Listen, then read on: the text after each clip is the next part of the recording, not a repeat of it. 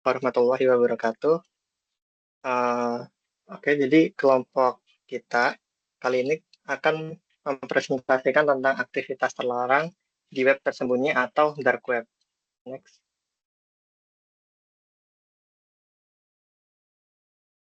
Oke, jadi untuk kelompok kami, yang pertama itu ada Asrofi Anam Mahendra, yang kedua ada saya sendiri Raffi Nur Ardiansyah, yang ketiga ada Safira Septiandika Salsabila, dan yang keempat ada Muhammad Jawar.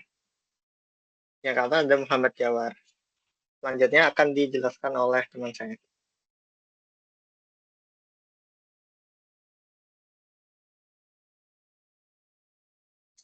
Baik, yang pertama adalah pendahuluan. Jadi pendahuluan ini ada beberapa poin-poinnya, yaitu poin pertama, definisi web tersembunyi. Jadi web tersembunyi ini adalah web yang tidak dapat diakses melalui mesin pencari konvensional, serta membutuhkan perangkat khusus seperti Tor browser untuk memberikan anonimitas dan enkripsi. Lalu poin selanjutnya yaitu adalah tujuan awal web tersembunyi, yaitu satu, melindungi privasi dan kebebasan berkomunikasi. Lalu selanjutnya yang kedua, berguna bagi jurnalis, aktivis, atau individu di negara dengan kontrol informasi ketat.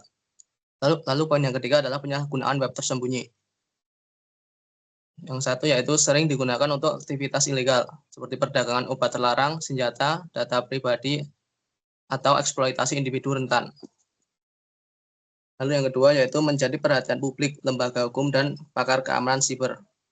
Lalu yang ketiga, manfaat positif web tersebut, memberikan perlindungan identitas dan kebebasan berbicara di negara otoriter.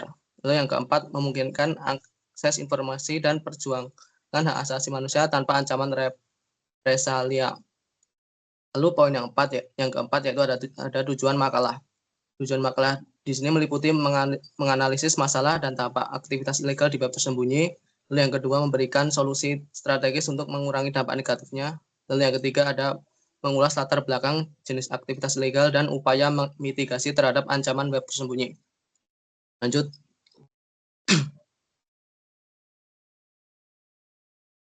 Lalu selanjutnya bab 2 adalah identifikasi isu etika. Poin yang pertama di identifikasi isu etika ini adalah dilema privasi versus keamanan publik. Web tersembunyi memberikan anonimitas penting bagi jurnalis, aktivis, dan individu di negara dengan pengawasan ketat. Anonimitas ini juga dimanfaatkan oleh pelaku kejahatan seperti pedagang narkoba dan peretas pertanyaan. Lalu poin yang kedua yaitu kebebasan bereksperimen versus penyalahgunaan teknologi. Teknologi seperti Tor dirancang untuk melindungi privasi tetapi sering disalahgunakan untuk kejahatan. Isu tanggung jawab moral pengembang teknologi terhadap dampak negatif inovasi mereka. Lalu poin yang ketiga adalah tantangan penegakan hukum. Upaya menghentikan aktivitas ilegal sering melibatkan pelanggaran privasi yang lebih luas, konflik antara perlindungan hak asasi manusia dan kebutuhan menjaga keamanan nasional.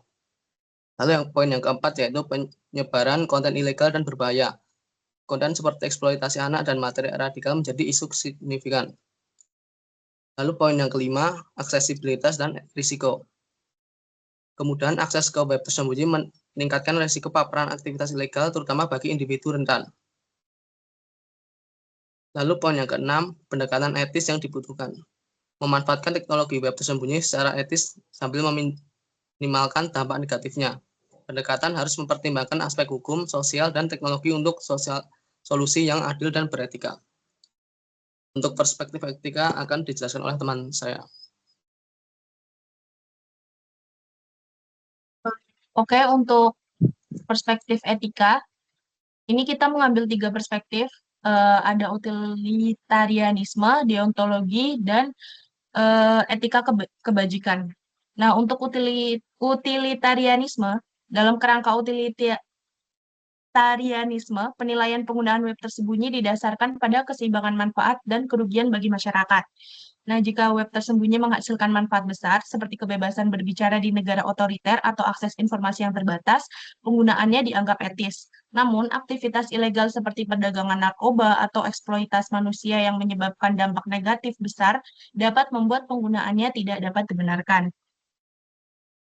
Utilitarianisme menekankan pentingnya menilai apakah manfaat keseluruhan lebih besar daripada kerugian yang ditimbulkan. Untuk selanjutnya ada deontologi. Nah, pendekatan deontologi yang dikembangkan oleh Immanuel Kant menilai moralitas berdasarkan apakah tindakan tersebut mematuhi kewajiban atau prinsip moral universal tanpa melihat hasilnya. Nah, dalam konteks web tersembunyi, penggunaan untuk aktivitas ilegal seperti perdagangan barang terlarang dianggap tidak etis karena bertentangan dengan prinsip kejujuran, keadilan, dan penghormatan terhadap hak orang lain. Sebaliknya, penggunaan yang mendukung nilai-nilai positif seperti melindungi privasi atau kebebasan berekspresi dianggap sah secara moral. Contohnya adalah aktivis atau jurnalis yang menggunakan web tersembunyi untuk menghindari pengawasan dan menyampaikan informasi penting demi keadilan. Deontologi menilai tindakan ini sebagai moral karena selaras dengan prinsip kebebasan dan penghormatan terhadap hak asasi manusia. Selanjutnya, perspektif etika kebajikan. Nah, dalam etika kebajikan, evaluasi moral didasarkan pada karakter individu yang terlibat, seperti integritas, tanggung jawab, dan kepedulian terhadap orang lain. Nah, pengguna web tersembunyi yang bertujuan untuk melindungi kebenaran atau menghadapi penindasan seperti aktivis yang melawan ketidakadilan menunjukkan karakter moral yang baik. Sebaliknya, mereka yang menggunakan teknologi ini untuk tujuan merugikan seperti eksploitasi atau kejahatan mencerminkan kekurangan dalam sifat moralnya. Nah, pendekatan ini menilai apakah tindakan individu mencerminkan kebajikan moral yang mendalam atau justru bertentangan dengan prinsip sosial dan kemanusiaan. Secara keseluruhan, dari ketiga perspektif ini memberikan wawasan yang berbeda namun saling melengkapi dalam menilai penggunaan web tersembunyi. Utilitarianisme melihat dampak keseluruhan, deontologi fokus pada prinsip moral, dan etika kebajikan menilai karakter individu.